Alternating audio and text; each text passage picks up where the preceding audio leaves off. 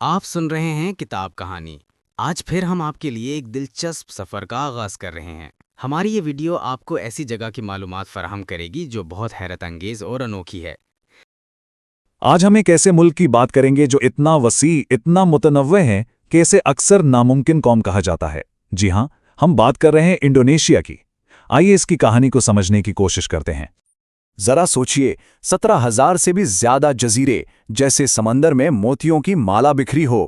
یہی تو ہے انڈونیشیا، دنیا کا سب سے بڑا جزیروں کا مجموعہ، جسے آرکیپیلاگو کہتے ہیں۔ اور ان جزیروں پر رہتے ہیں 280 ملین سے بھی زیادہ لوگ۔ اتنی بڑی آبادی کہ یہ دنیا کا چوتھا سب سے زیادہ آبادی والا ملک بن جاتا ہے۔ تو یہاں ایک بہت بڑا سوال پیدا ہوتا ہے، بھلا اتنے ہزاروں جزیروں اور سینکڑوں مختلف تہذیبوں کو ایک قوم کیسے بنایا جا سکتا ہے؟ یہ جو ناممکن لگتا ہے، اسے ممکن بنایا کیسے گیا؟ اچھا، یہ سمجھنے کے لیے کہ یہ ناممکن قوم آخر جڑی کیسے ہے، ہمیں سب سے پہلے اس کے سائز کو دیکھنا ہوگا۔ یہ ملک اتنا بڑا ہے، اتنا پھیلا ہوا ہے کہ اگر ایک سرے سے دوسرے سرے تک دیکھیں تو یہ فاصلہ لندن سے بغداد تک کے برابر ہے۔ حیرت انگیز ہے نا؟ تو اس غیر معمولی اتحاد کا راز کیا ہے؟ وہ ایک بہت ہی سادہ لیکن طاقتور نظریے میں چھپا ہے۔ بھینیکا تنگل اکا۔ اس کا مطلب ہے تنوع میں اتحاد۔ اور یہ صرف کوئی نعرہ نہیں ہے، یہ اس قوم کی روح ہے، اس کی پہچان ہے۔ اور یہ صرف کہنے کی باتیں نہیں ہیں، یہ ان کی روزمرہ کی حقیقت ہے۔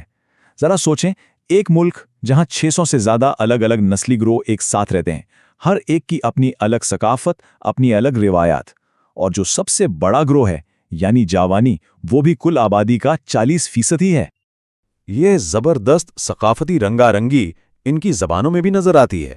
پورے ملک میں 700 سے زیادہ زبانیں بولی جاتی ہیں، مطلب آوازوں کا ایک میلہ سا لگا رہتا ہے۔ لیکن پھر بھی ایک زبان ہے، بھاشا انڈونیشیا، جو ان سب کو ایک لڑی میں پروتی ہے، ایک پل کا کام کرتی ہے۔ اور یہ اتحاد کا جذبہ صرف ثقافت اور زبان تک ہی محدود نہیں، بلکہ مذاہب میں بھی نظر آتا ہے۔ دیکھیں، انڈونیشیا میں دنیا کی سب سے بڑی مسلم آبادی ہے، لیکن ساتھ ہی آئینی طور پر دوسرے عقائد کو بھی تسلیم کیا جاتا ہے اور سب مل جل کر رہتے ہیں۔ لیکن سوال یہ ہے کہ یہ اتحاد بنا کیسے؟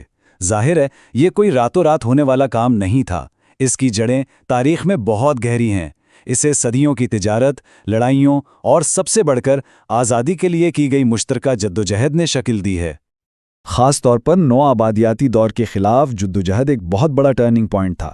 اسی جدوجہد نے الگ الگ جزیروں اور مختلف پس منظر کے لوگوں کو آزادی کی ایک مشترکہ خواہش کے جھنڈے تلے اکٹھا کر دیا، اور یہی وہ مشترکہ کوشش تھی جو آج کے جدید انڈونیشیا کی شناخت کی بنیاد بنی۔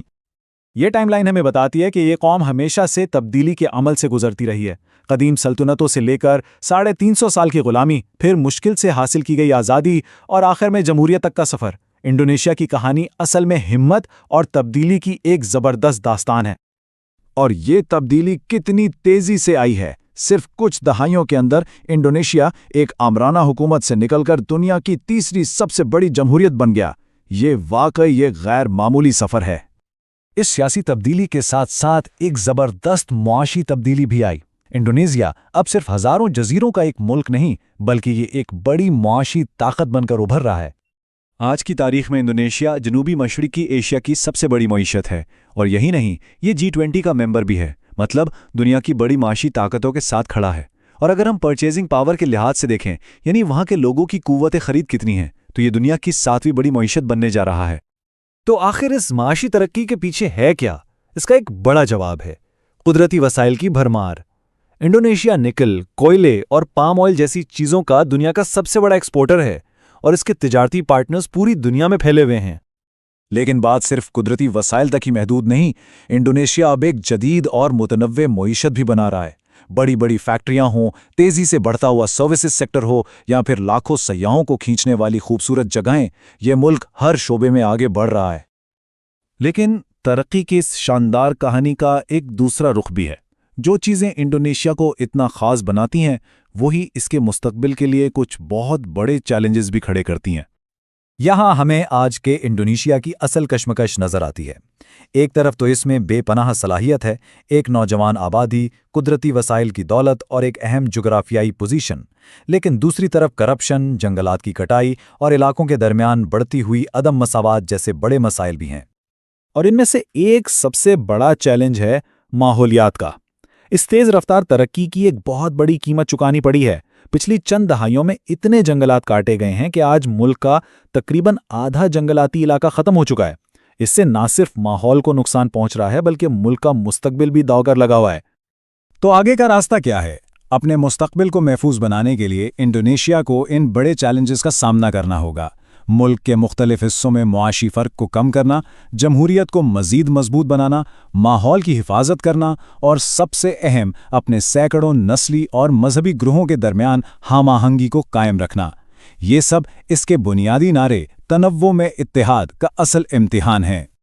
تو آخر میں سوال یہی رہ جاتا ہے، کیا وہ فلسفہ جس نے اس ناممکن قوم کو بنایا تھا، یعنی تنوع میں اتحاد، کیا وہ 21ویں صدی کے ان مشکل چیلنجز کا مقابلہ کرنے کے لیے کافی ہوگا؟